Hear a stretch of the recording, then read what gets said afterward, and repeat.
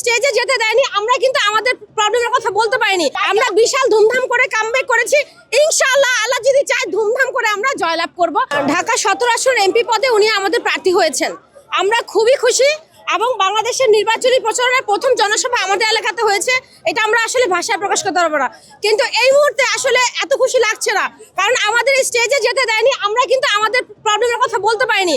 আমাদের এক হচ্ছে রাস্তাঘাটের প্রবলেম, আমাদের নিরাপত্তার প্রবলেম, আমাদের গ্যাস থাকে না, আমাদের পানি নেই, আমাদের আমাদের যে পুনর্ব্যবস্থা করা হবে, সবাই গিয়ে শুধু বলছে যে আমাদের এখানে আমরা বস্তিবাসী আছে, আমাদের পুনরুদ্ধারের ব্যবস্থা করে দেন।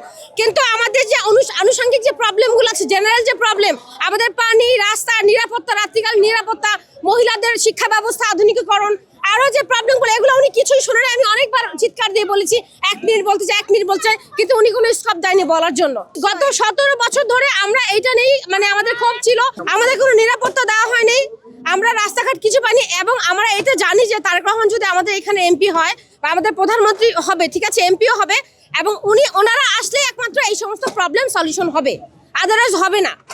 সবাই নির্বাচনে অংশগ্রহণ করছে, সবাই সবার মতো অংশগ্রহণ করছে, আমরাও করছি। তবে আমাদের যে করাটা, এটা 17 বছর পর কামব্যাক, এটা অনেক বড় একটা ব্যাপার। আমরা বিশাল ধুমধাম করে কামব্যাক করেছি। ইনশাআল্লাহ আল্লাহ যদি চায় ধুমধাম করে আমরা জয়লাভ করব। এবং আমাদের যে প্রবলেম, আমাদের 17 আসনের যে প্রবলেম, এগুলো একটাও থাকবে না ইনশাআল্লাহ।